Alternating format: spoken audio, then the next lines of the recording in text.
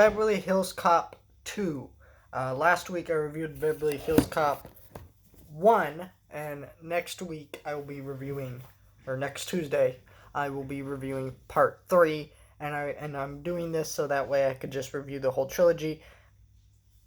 And I'm a big Eddie Murphy fan, so if you like me talking about Eddie Murphy movies and stuff like that, well, stay tuned, subscribe to my channel, because Friday I will be talking about Coming to America 2 when it releases on Amazon Prime, and I also did a review for the first film, so if you'd like to see any of that, subscribe.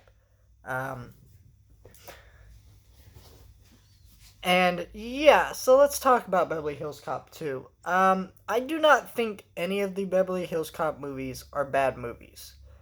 I do think this movie falls into the trap that a lot of bad sequels do, though, or just a lot of movie sequels just in general do, which is that they try to be bigger and better than the first movie. So all the action, it's bigger. All the music, the top-notch soundtrack, it's bigger. It's more in your face and everything.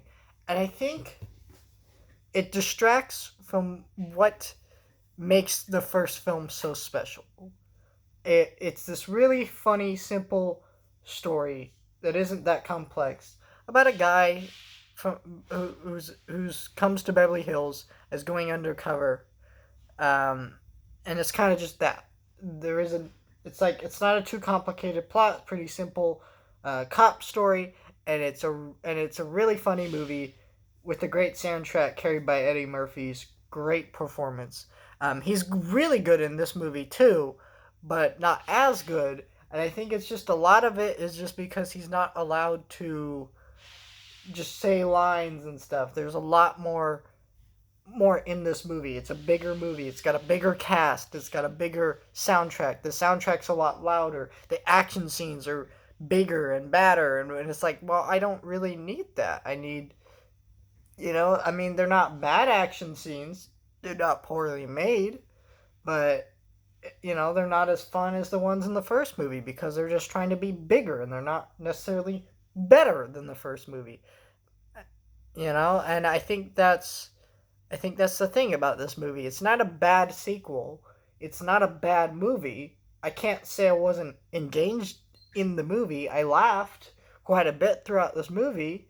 I laughed in many scenes. I enjoyed myself. But it just didn't reach the level of the first movie. The first movie is top notch. Here's this.